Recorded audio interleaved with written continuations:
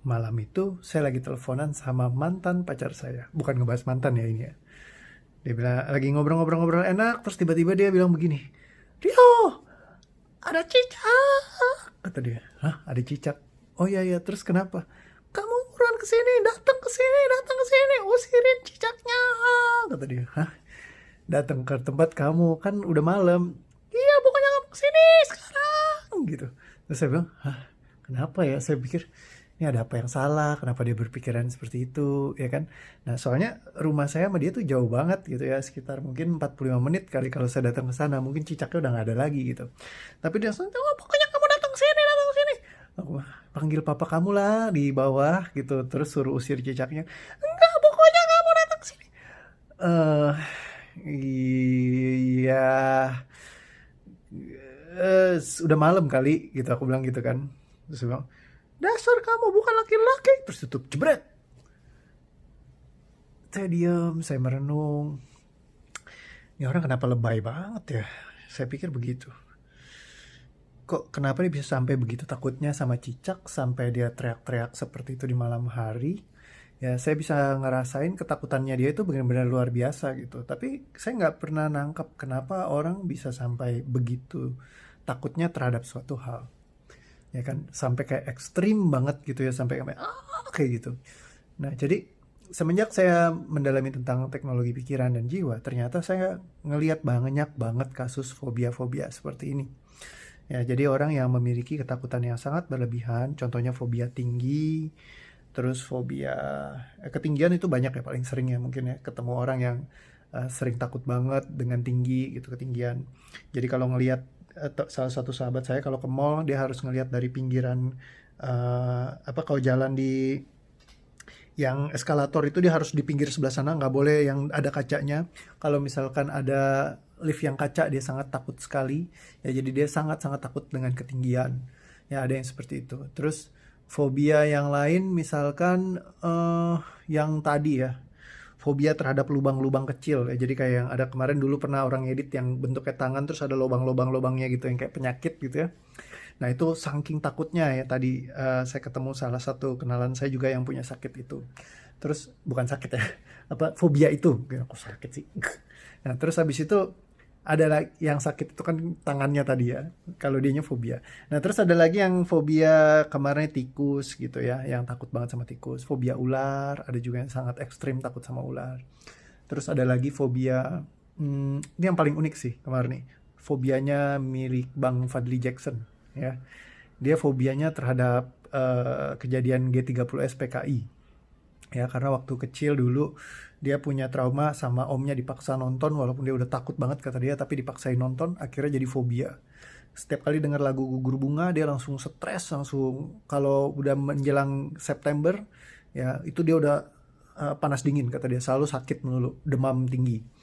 Nah ini fobia-fobia yang unik sekali teman-teman dan eh, dulu saya mikir bagaimana caranya handle fobia dan trauma seperti ini. Saya banyak belajar macam-macam teknik ya, terus ada interferensi yang banyak yang bisa kita pakai gunakan untuk menghandle fobia gitu ya, menyelesaikan fobia.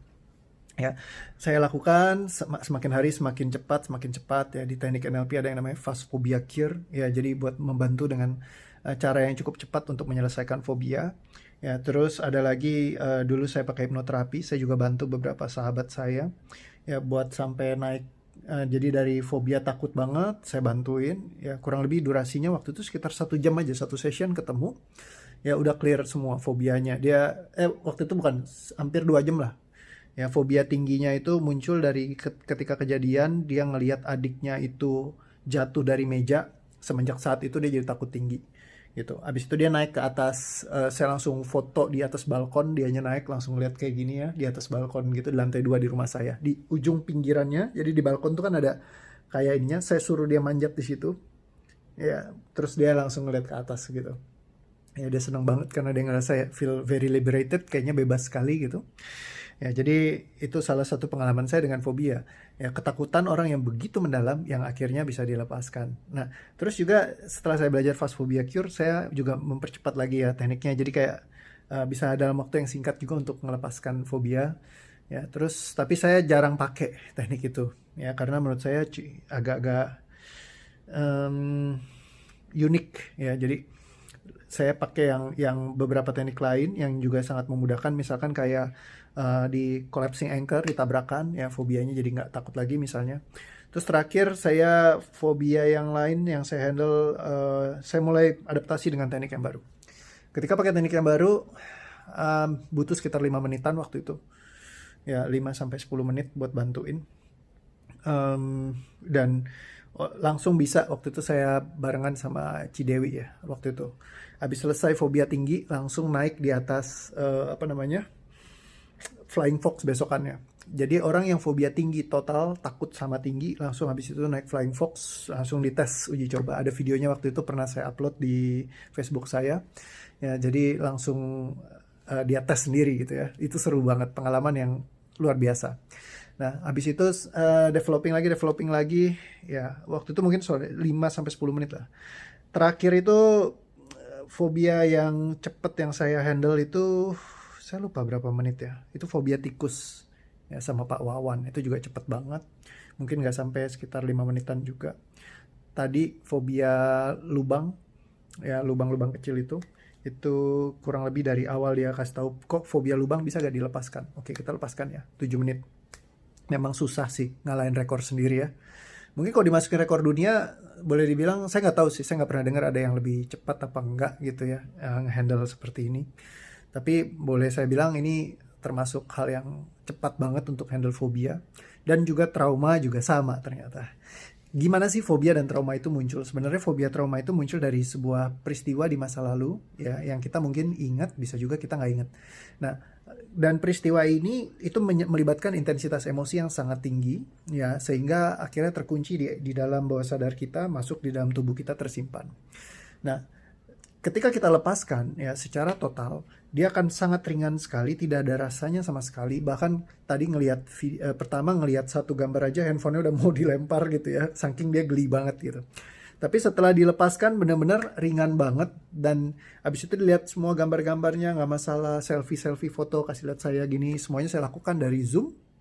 Ya, dulu orang bilang, fobia emang bisa Pak dilakukan dari secara online gitu. Oh, sangat bisa sekali ya. Jadi saya lakukan happy-happy aja semuanya dengan proses yang sangat cepat dan orangnya juga sangat nyaman. Jadi fobia itu ibaratnya udah di-crack, selesai gitu. Udah nggak ada lagi kasus fobia yang terlalu sulit ya, termasuk fobia. Nah, yang paling sulit fobia uang sih ya. Fobia kaya. Karena biasanya multidimensi tuh ya kalau orang fobia kaya. Emang ada Pak fobia kaya? Ada. Orang yang takut banget buat jadi kaya. Salah satu sahabat saya dia fobia kaya, fobia pegang uang. Karena dulu dia pernah lagi uangnya itu dia lagi pegang, terus ada di Metro Mini, dibajak Metro Mininya, dibawain pisau mau ditusuk. Dia takut sekali, dan ketakutannya yang luar biasa itu akhirnya embedded bahwa kalau uang itu bisa membahayakan dirinya sendiri. Akhirnya dia jadi takut sama uang, dia nggak mau lagi pegang uang. Dia sangat takut sekali, karena kalau uang itu sesuatu yang bisa membahayakan nyawa. Akhirnya semua peristiwa dalam hidupnya, pokoknya dia nggak boleh pegang uang yang jumlahnya terlalu banyak, karena bisa terjadi ya sesuatu yang membahayakan. Nah, itulah pengalaman saya dengan fobia. Sesuatu yang uncontrolled, tidak bisa dikendalikan sama kita. Terkadang kedengarannya kayak berlebihan gitu ya. Gitu ya. Ada yang fobia laki-laki, fobia perempuan gitu ya. Mungkin pernah dikecewakan atau apa. Ada yang fobia rekan bisnis gara-gara pernah ditipu atau segala macam. Banyak fobia-fobia yang tidak teridentifikasi ya, mungkin nggak dikasih nama ya kan. Kalau klaustrofobia kan fobia ketakutan di ruang gelap gitu ya. Nah, jadi kalau ini fobianya dikasih nama apa? Belum dikasih nama ya. Mungkin boleh saya pikirin buat kasih nama ya. Fobia kaya, berarti apa? Kaya no fobia gitu ya. Tajir no fobia. Nah, ketika kita punya fobia kaya, fobia tajir, itu gawat. Karena apa? Setiap kali kita mau ngerjain sesuatu, kita jadi takut dan tidak kita lakukan. Nah, itu sangat bahaya sekali dan perlu dilepaskan. Ya, kalau nggak dilepaskan, selamat-selamat deh, capek banget kerja mati-matian, tapi Anda sendiri yang menghindari kesuksesan, Anda sendiri yang menjauhi itu semua, ya setengah mati, capek, ya capek, kayak saya dulu. Ternyata saya juga punya fobia sendiri tentang kesuksesan, keberhasilan. Ketika dilepaskan, rasanya ringan sekali dan rezeki kayaknya datang dari mana saja. Oke, jadi itu tentang fobia, semoga bisa dipelajari hari ini, mudah untuk selesaikan fobia, kalau dilepaskan, bukan dipelihara. Dadah!